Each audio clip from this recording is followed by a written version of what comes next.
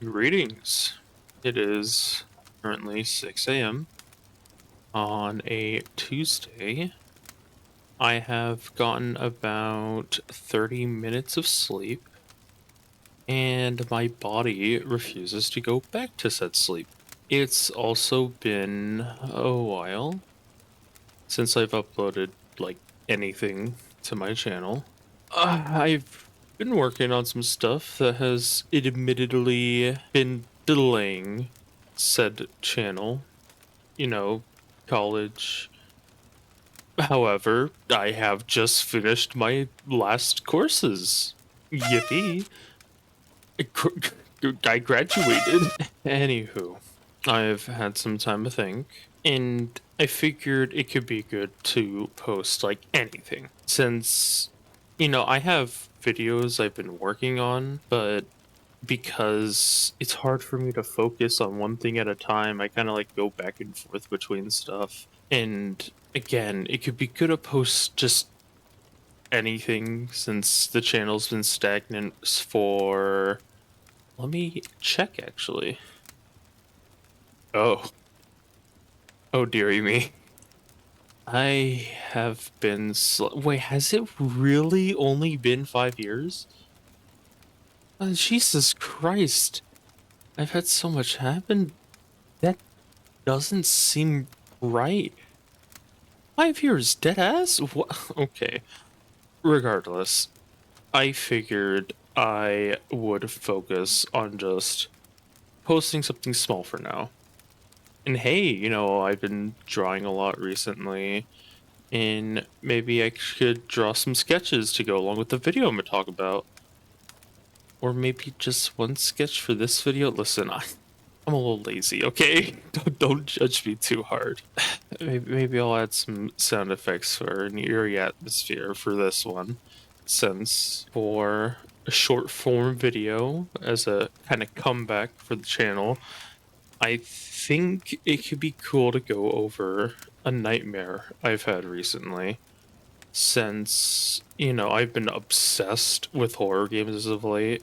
Like, I won't even stream them mostly because the Wi-Fi is bad sometimes, but I'll just either play them on my own or I'll play them in Discord for my friends to watch. And they'll just watch me get fucking scared. But this is a nightmare that really freaked me out. And so much so, I wrote it all down after it happened. So I had this story saved and ready to go. So, without further ado, I will put on my best reading voice and regale you all with a tale that will cause your blood to go cold. Maybe.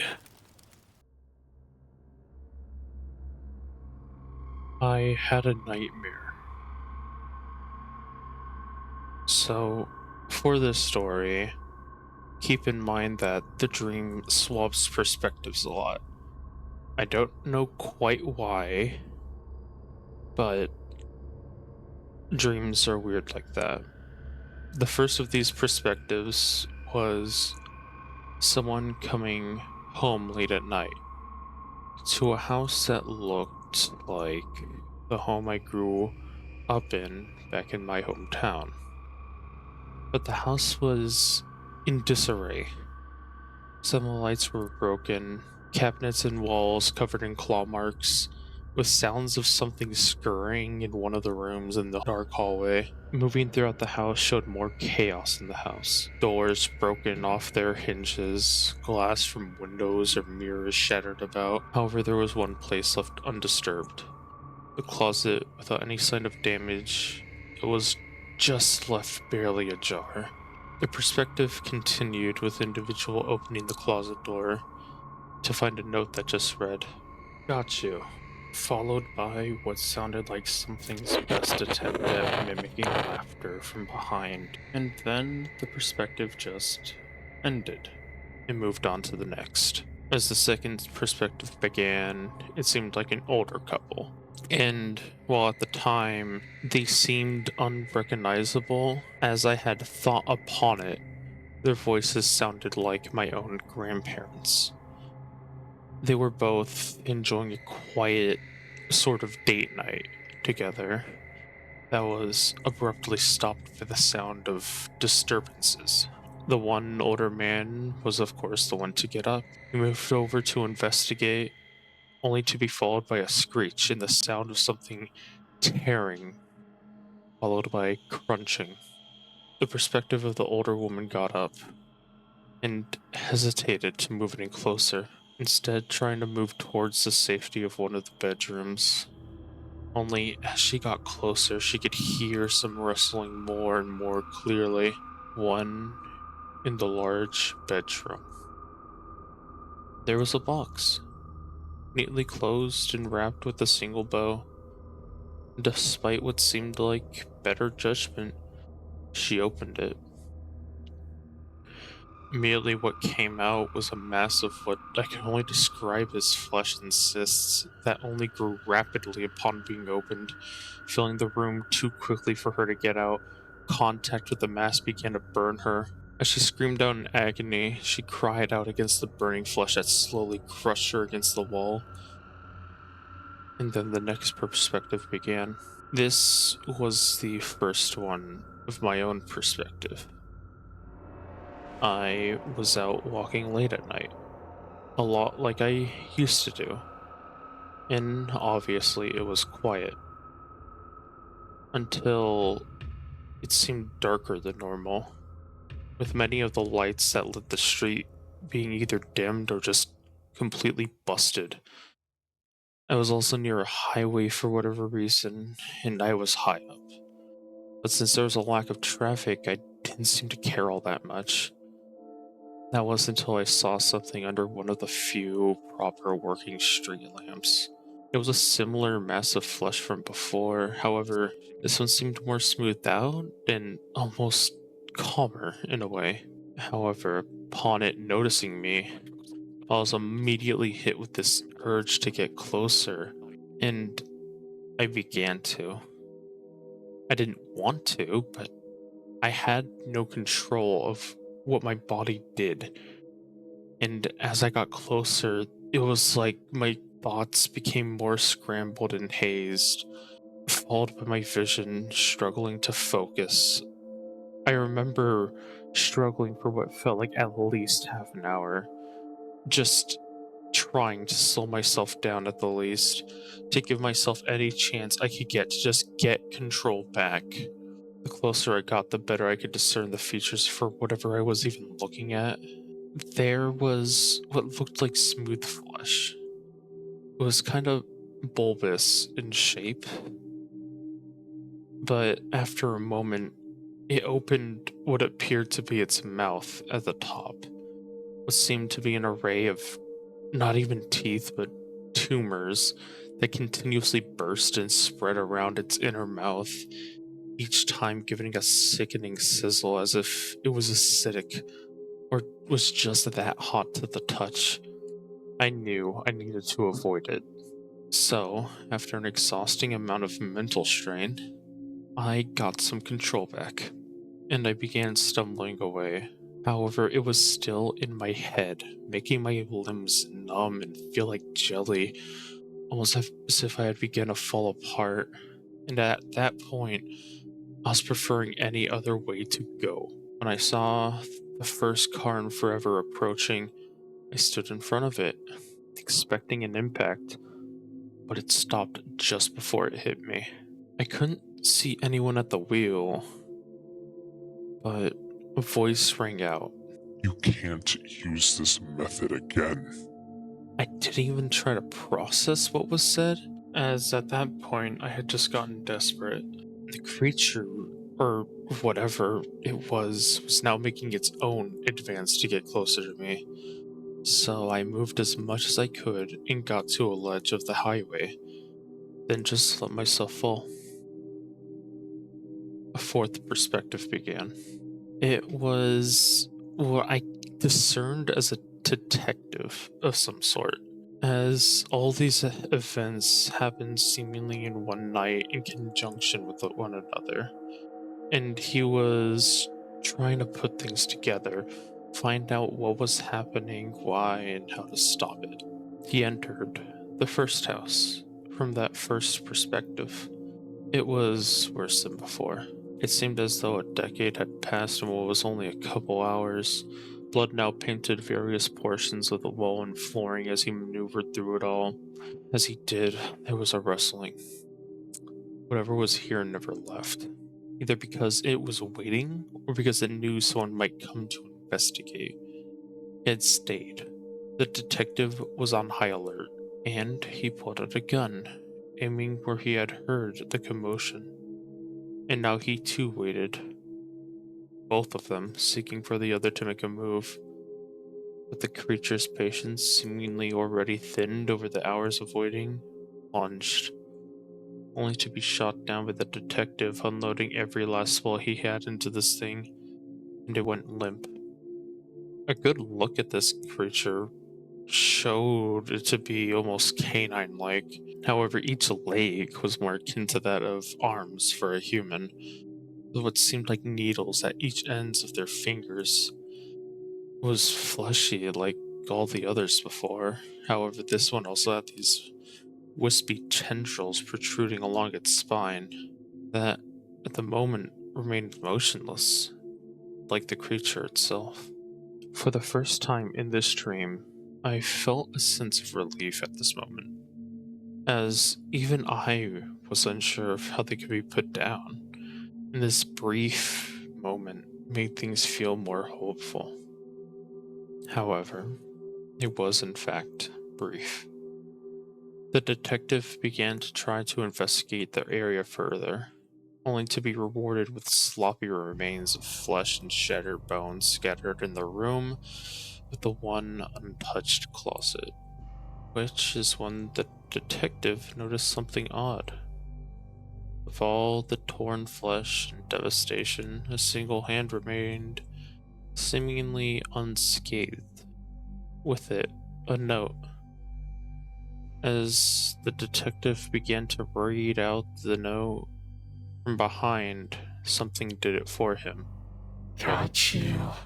In a very teasing manner, as if what was happening was fun to this thing. Unlike the other perspectives that ended right before death, the detective's didn't. It was drawn out, and it was like I could genuinely feel what was happening to him. A sharp pain punctured him in the lower part of his back, the needle from the creature seemingly injecting him with something, immediately making him fall over, yet conscious. He was turned over onto his back so he could see what was coming. The creature was alive and well, as it seemed to merely have played along with the idea that a gun would be enough to put it down. Those wispy tendrils came to life and attached themselves to the detective, as they spore small incisions into the man, leeching away at his flesh and blood. All the while, the creature began to grasp the man's head, carefully dragging its needle along his eye, as if to score each layer, slowly, meticulously. The first layer was seemingly the hardest to get past, yet it was patient, and it was even more so gleeful as it finally penetrated this first layer with its needle, peeling it away slowly. It was much quicker with the next layer. It seemed pleased as it cut into it, with fluid beginning to flow out of this layer, and the final layer was much the same. However, it got more sloppy at this point, as blood mixed with the more clear liquid from the second layer, and it was at this point that the tendrils reached out and squirmed its way between these peeled layers, almost consumed directly from the center of the eye. And as the process began again with the next eye, the perspective finally ended. The last perspective was my own again. I was hurt and on the floor, having jumped off the highway, and I could hardly move without straining myself or causing pain. I could feel the screws in my knee were loose, or even one having broke, making it hard to get up without my patella shifting around, but I somehow managed. And I began to just limp away to anywhere I could consider a safe place. Scuttling.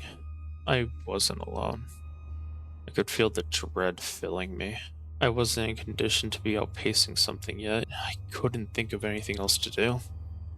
The sounds of movement were behind me. They were fast, as if to make me aware of how hopeless the situation was. Yet I carried on with a lack of any other choices present. It was only a matter of time before I was grabbed. Those tendrils digging under my skin before being forced to look at what had me. It was similar enough to the rest of the creatures, yet more like an amalgamation of each one. The constant growing flesh filled with cysts, the large mouth that gave with tumors bursting open. Now only I was close enough to feel the stings, and the tendrils whipping around from inside the mouth, slowly pulling me in even closer. The tendrils didn't stop coming either. Soon enough, they began to burrow under more of my skin, focusing on wounds it somehow knew I had. It tore open both of the scars on my leg, the tendrils worming their way to my kneecap to slowly peel apart the busted bone, and stabbing the needle from right before straight into my nerves. The other stabbing into my neck and wrapping around my bone. I could feel it crunching as it feels just freshly fractured again. It slowly turned to me again, letting me get a last look outside as the popping tumors burned my back with each sickening hiss. That's when I finally woke up, finding that my back still felt that same burning sensation. Yet beyond the dream I had just had, there was no reason why it should have been burning, besides if it was just a placebo from the dream.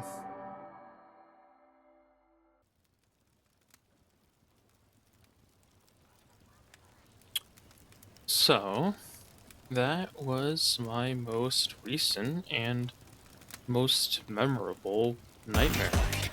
Since starting this video earlier in the day, I did manage to get some shut-eye, and upon waking up, I just realized it was Christmas Eve. So happy holidays, everyone! But I do hope you all enjoyed this. This nightmare occurred about a couple of months ago, and I still think about it just because of how much it had freaked me out at the time. Like, I'm almost certain that the nightmare was a culmination of all the horror I had been subjecting myself to then and even now.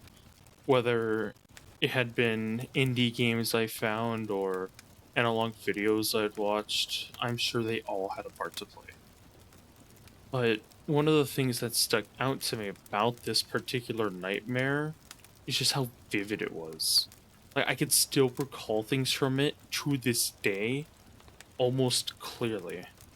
Whereas even dreams I had just last night, or, you know, a bit ago, I struggle to recall anything. But again, I hope you all enjoyed. And if you could give this video some love, I'd be happy to do some more videos like this to fill the gap between other content I work on, since I made this all in just one day and actually had quite a bit of fun with it, which brings some inspiration to me making other videos. So, best wishes everyone, and have a very lovely good night.